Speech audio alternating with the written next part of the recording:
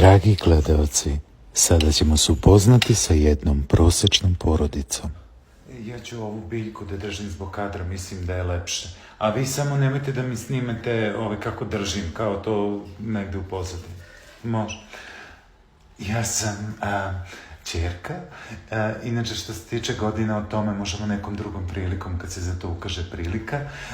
Po zanimanju sam influencerka, možete me zapratiti na mom profilu infulu.serka.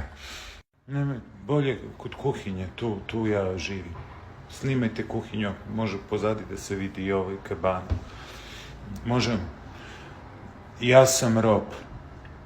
Dobar dan. Ja sam otac. Otac ove porodice, ovoga toploga doma i radnik udarnik. Hoćete da gucnete nešto?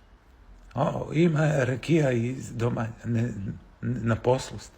Pa što ima veze? Znaš kako će radite, ko singerica. Šta da kaj?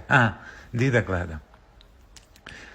Ja sam baba, inače izlazim po doktorima i tako. Ja sam sin, sa 35 godina sam se zaposlio za stalno i sposoban sam za stan, ali skupi stanovi pa još nisam uzeo kredit, ne mogu da nađem ništa. Uskoro se udajem. Tražila pa našla, jer kako zračiš tako i privlačiš, ko traži taj i nađe.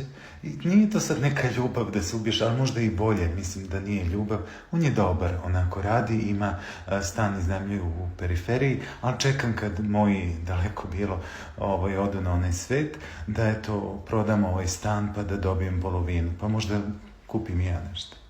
Ja, budući zet. Ja sam mislila da će život da bude lep, ali ono ispade horor.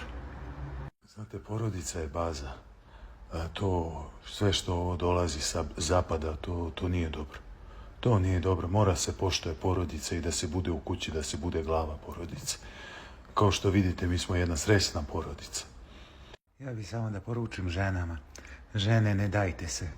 Vi ste sebi najbitnije. Aj živeli. A ne smije da se pije na televiziji. Pa Bože, što pa svi piju? Kakav vam to televizija? Znate kako, u životu se sve vrti oko para, a para nikad nema. Znate šta ima? Imate šum na srcu, imate krivu kičmu, imate pacemaker, imate moždani. Toga ima.